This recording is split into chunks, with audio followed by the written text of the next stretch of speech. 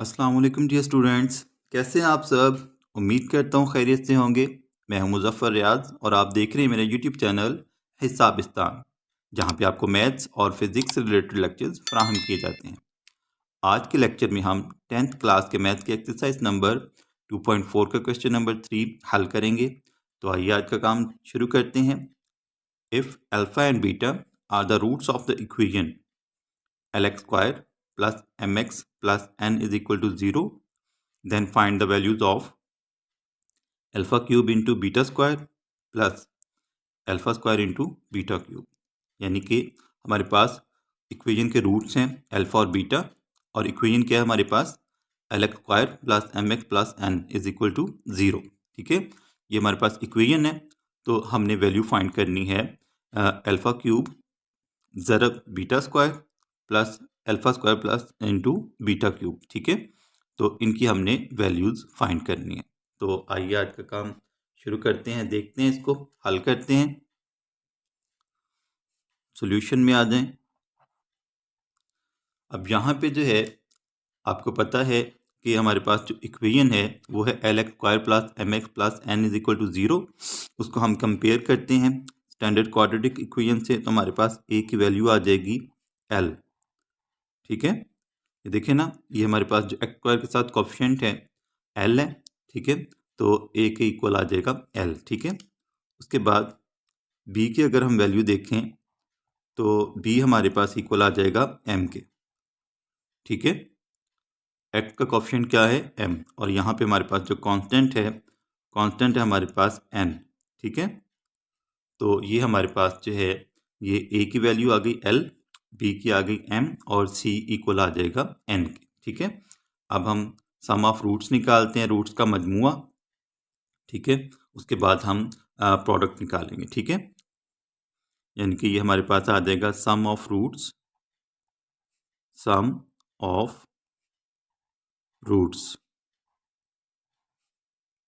Is equal to alpha plus beta.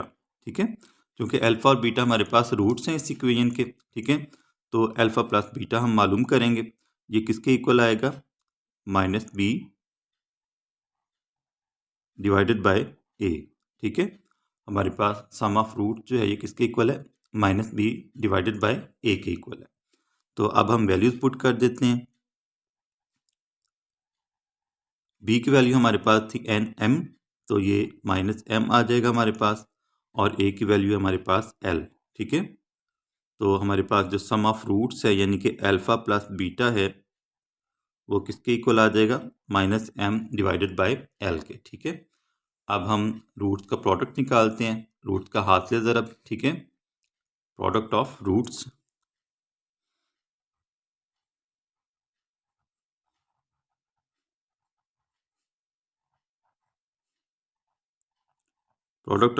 जो है ये हमारे पास इक्वल आ जाएगा अल्फा इंटू बीटा के। ठीक है, और अल्फा इंटू बीटा जो है वो किसके इक्वल होता है constant divided by coefficient of x square. ठीक है, यानी कि सी बटा ए के इक्वल आता है। ठीक है, सी ओवर ए।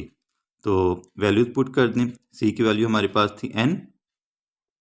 ठीक है, और ए की वैल्यू हमारे पास थी एल, तो ये हमारे पास जो है वो अल्फा इंटू बीटा यानी कि प्रोडक्ट ऑफ रूट्स आ गया। ठीक है, ये हमारे पास आ गया एन ओवर एल। ठीक है, अब हमने सम ऑफ रूट्स भी निकाल लिया है, प्रोडक्ट ऑफ रूट्स भी निकाल लिया। अब हम हमारे पास जो ओरिजिनल क्वेश्चन था हमारे पास, जो हमें रूट्स दिए गए हैं उसको अब हम हल करते हैं। ठीक है, यानी कि अल्फा क्यूब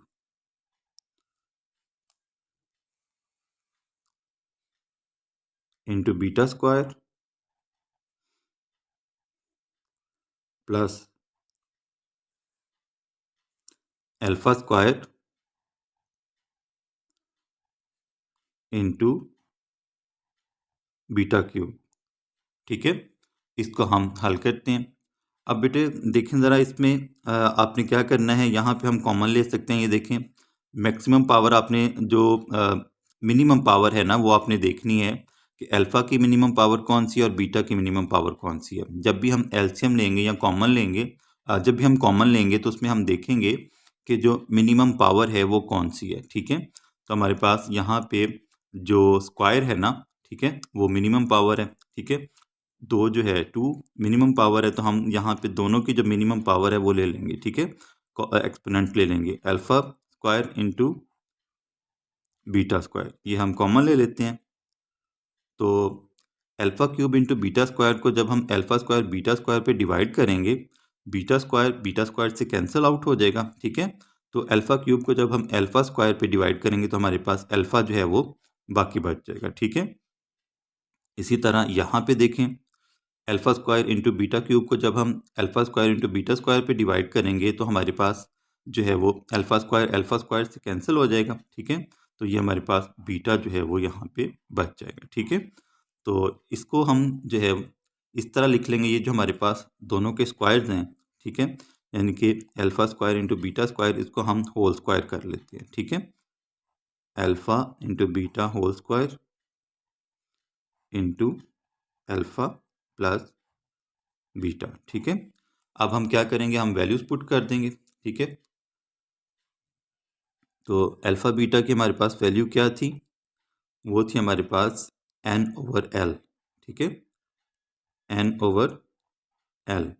तो इसका हम स्क्वायर कर देते हैं, और अल्फा प्लस बीटा की वैल्यू हमारे पास थी -m डिवाइडेड बाय l, ठीक है। ये हमारे पास इसकी वैल्यू आ गई, ठीक है।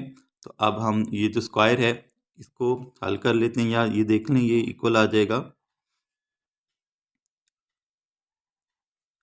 n square divided by l square, ठीक है। इसको हमने मल्टीप्लाई किससे करना है, -m डिवाइडेड बाय l से। तो ये इक्वल आ जाएगा हमारे पास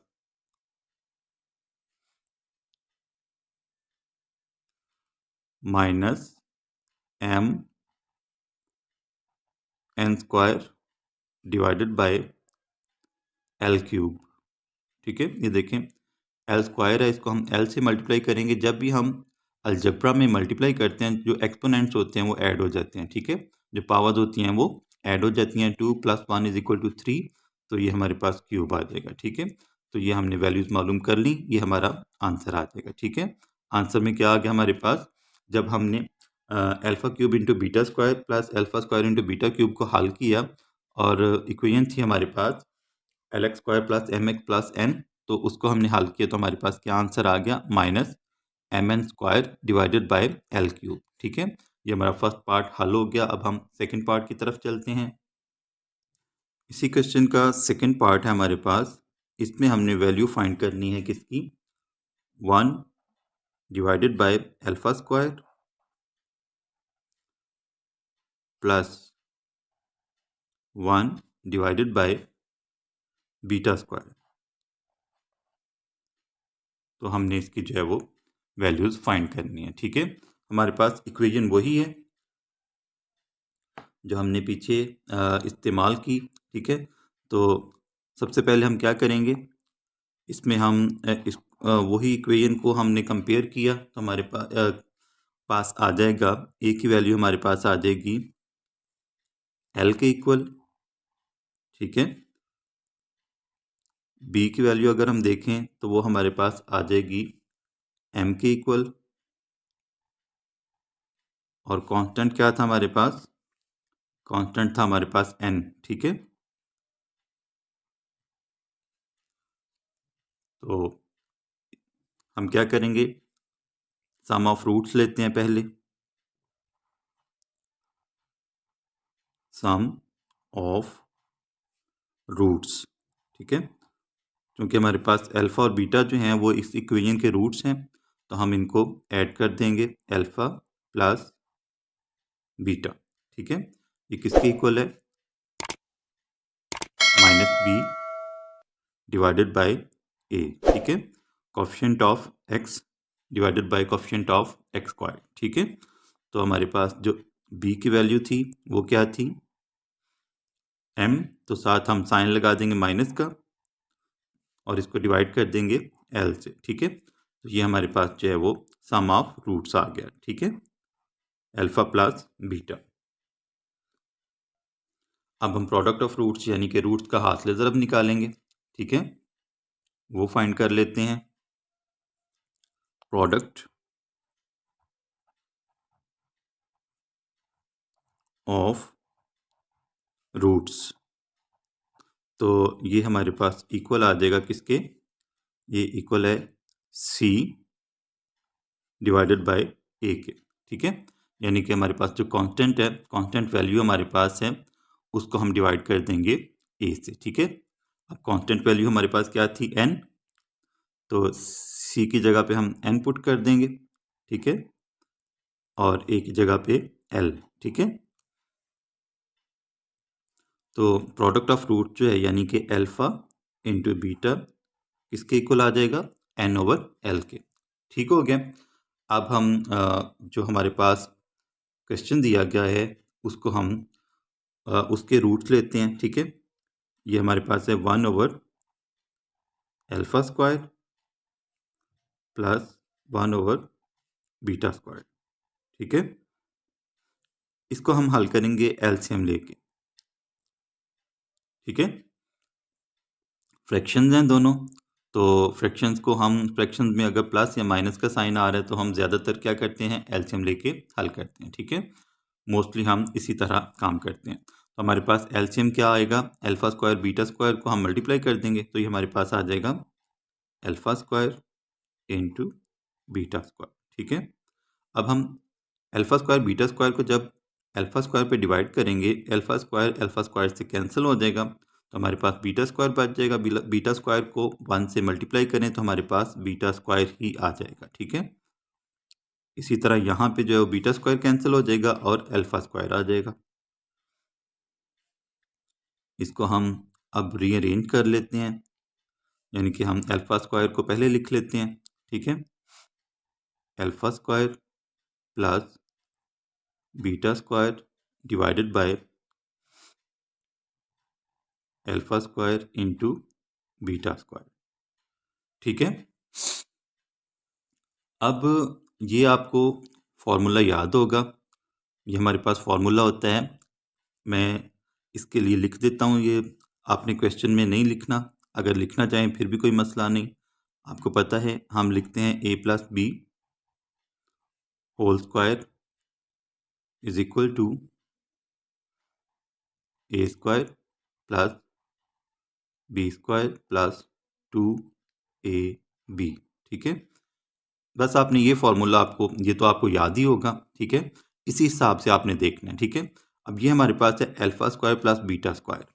ठीक है, ये इसके जो है वो आपने जहन में रखना है कि ये आपके पास ये अल्फा स्क्वायर है और ये बीटा स्क्वायर है। ठीक है, तो ये किसके इक्वल आएगा, हम 2ab को इस साइड पे ले आते हैं, तो हमारे पास जो है a plus B whole square जो है -2ab, ये प्लस 2ab है, इस साइड पे -2ab हो जाएगा। ठीक है, तो ये किसके इक्वल आ जाएगा, ए स्क्वायर प्लस बी स्क्वायर के इक्वल आ जाएगा। ठीक है, तो यही आपने यहाँ पर जो है वो इस्तेमाल करना है। ठीक है, यानी कि ये जो ए स्क्वायर है अल्फा स्क्वायर, बी स्क्वायर आपके पास बीटा स्क्वायर। ठीक है, तो ये किसके इक्वल है, a plus B whole square -2ab के। ठीक है, तो हम यहाँ पर भी जो है वो बीटा के हिसाब से इसको लिख देंगे, तो ये हमारे पास आ जाएगा, यानी कि हम इसको लिखते हैं इस तरह कि जो अल्फा स्क्वायर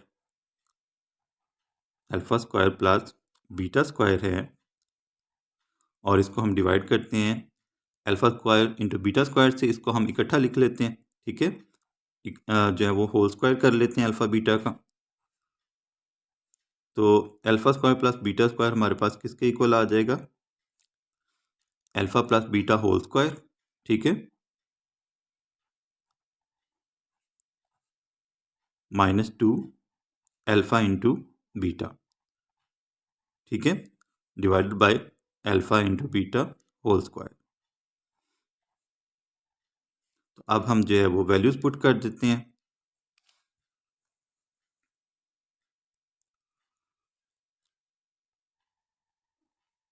हमारे पास अल्फा प्लस बीटा की जो वैल्यू थी वो थी -m डिवाइडेड बाय एल। अब यहाँ पे स्क्वायर है तो हम इनका स्क्वायर ले लेते हैं, ठीक है, -2, और अल्फा बीटा की हमारे पास वैल्यू आई थी n/l, ठीक है, n/l divided by n/l whole square, ठीक है।